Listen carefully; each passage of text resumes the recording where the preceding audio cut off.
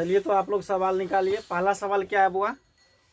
2, 4, 8, 10 का वर्ग लिखे। वर्ग किसे? वर्ग क्या है पता है ना? हाँ। देखो 2 का वर्ग कहता है, कैसे निकालोगे? 2 का वर्ग।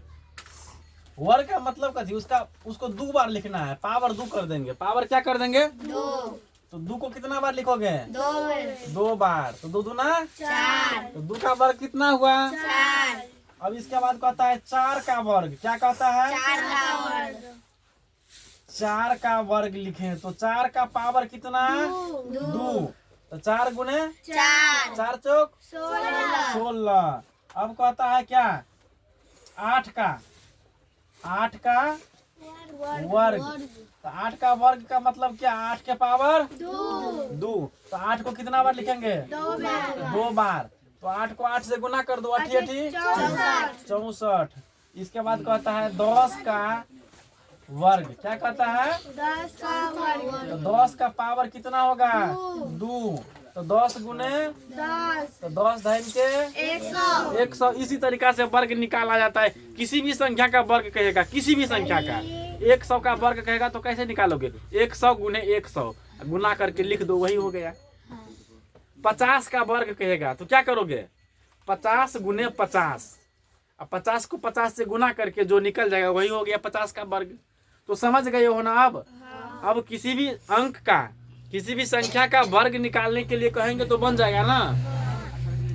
इसके बाद दूसरा सवाल है 1, 3, 5, 7 का घन। क्या है? 1, 3, 5, 7 का घन। देखो ये वर्ग था, वर्ग में 2 बार गुना किया जाता है और घन में 3 बार। घन में कितना बार? 3 बार। तो देखिए 1 का घन, घन कहता है ना, तो क्या लिखेंगे? 1 का घन। तो 1 में 1 का पावर कितना देंगे?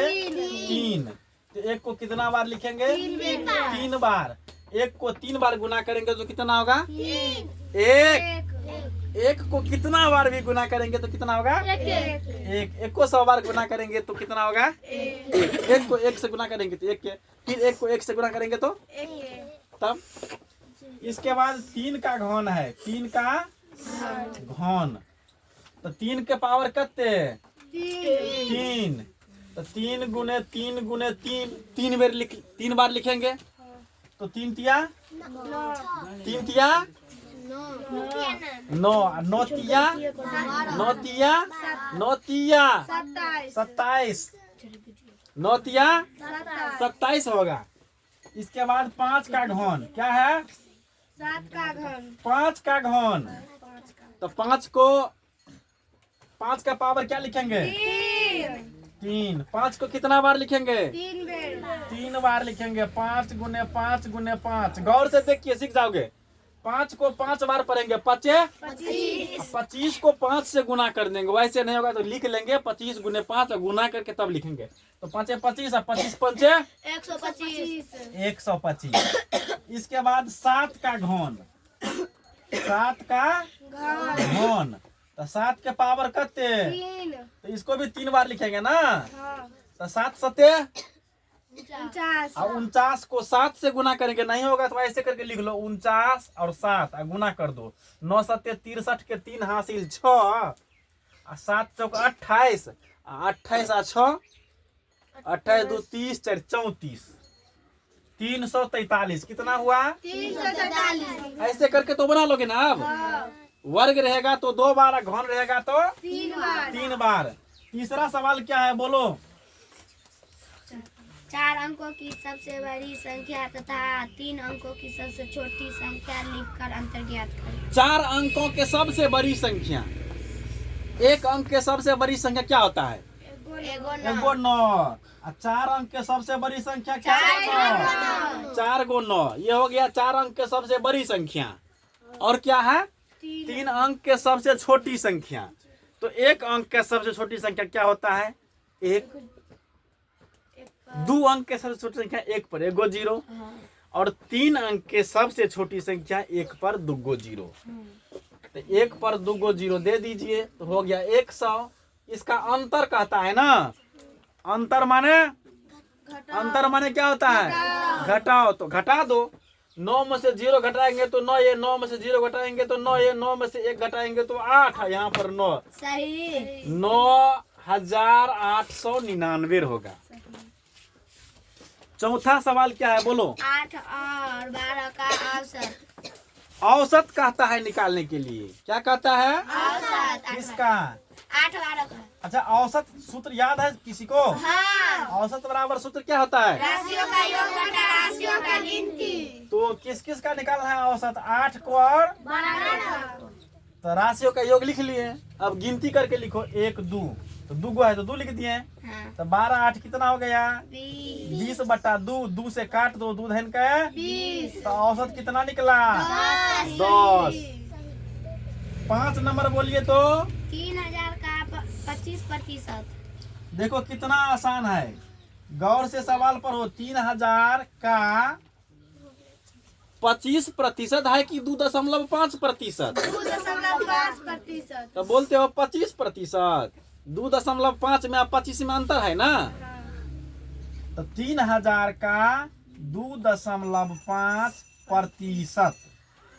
देखिए 3000 लिखेंगे, का माने क्या होता है? तो गुना का चिन्ह दे दीजिए। अब 2.5 में प्रतिशत लगा है तो 2.5 बट्टा में कर दो 100। इस दशमलव को यदि हटाओगे तो इसके बाद में एगो अंक है तो एगो 0 दे दो नीचा में। तो अब यहाँ क्या रह गया? 25। दशमलव हट गया। अब 3 गो 0 से 3 गो 0 को काट दो तो यहाँ क्या बच गया? 3। यहाँ क्या बच गया? 25। तो 25 तिया 75। समझने में दिक्कत है? नहीं ना दिक्कत है। और सवाल है? हाँ। क्या है अगला सवाल? 5,000 रुपया का 4% मासिक ब्याज की दर से 15 माह का ब्याज ज्ञात करें। ब्याज साधारण ब्याज होता है। ब्याज बराबर सूत्र क्या होता है? ब्याज मूलधन। ब्याज बराबर सूत्र होता है मूलधन गुने समय गुने दर बट्टा में 100। बराबर का चिन्ह दे दो, लकीर खींच दो। मूलधन कितना है बताओ? 5,000। तो यहाँ पर लिखोगे 5000। समय कितना है? 15 महीना। तो 15 दीजिए। अब दौर है 4, बटा में कर दो 100। ये 2 गो 0 से 2 गो 0 को काट दीजिए। तो अब 50 को 4 से गुना करोगे तो कितना होगा? 50 चौका 200। और 200 को 15 से गुना करोगे तो 15 दूना 30। 3000। सही। 3000 रुपया क्या हो गया? ब्याज निकल गया, जिसे गांव घर में सुद कहते हो। सुद वही हो गया ब्याज। समझने में दिक्कत है बुआ? सूत्र याद रहेगा तो आसानी से बन जाएगा। क्या?